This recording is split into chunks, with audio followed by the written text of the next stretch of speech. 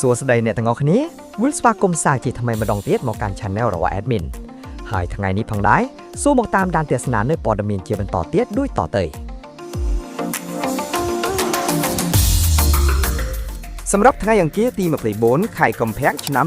2026នេះ Admin នឹងលើកយកព័ត៌មានខ្លីមួយទាក់ទងនឹងសម្រាប់ប្រិយមិត្តថ្មីដែលមិនទាន់បានចុច Subscribe សូមចុច Subscribe ម្នាក់មួយផងណាដើម្បីទទួលបានវីដេអូថ្មីៗជាច្រើនទៀតពី Admin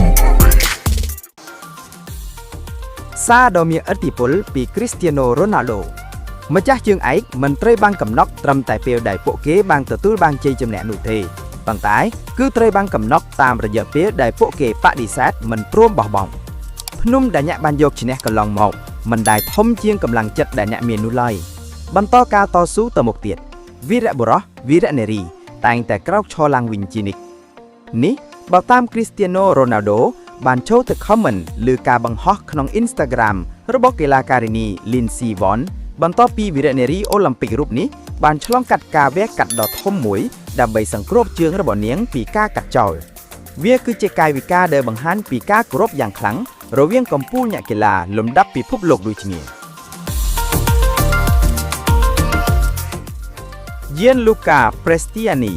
ចង់ដាក់ពាក្យប្តឹងតបទៅលើ Vinicius Junior និង Kylian Mbappe វិញពាក់ព័ន្ធនឹងការចោទប្រកាន់ដែលធ្វើឲ្យប៉ះពាល់ដល់កិត្តិយសរបស់រូបគេ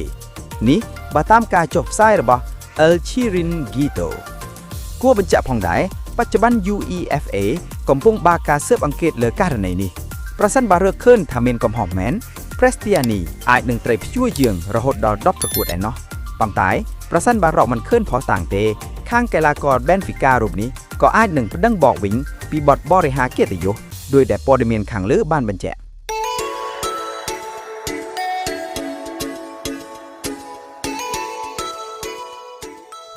Real Madrid ត្រូវបើកកីឡាដ្ឋានរបស់ខ្លួនត្រៀមស្វាគមន៍ក្រុមភ្ញៀវដែលធ្វើដំណើរមកពីទឹកដីប៉ូទុយហ្គាល់គឺ Benfica នៅថ្ងៃទី26ខាងមុខនេះ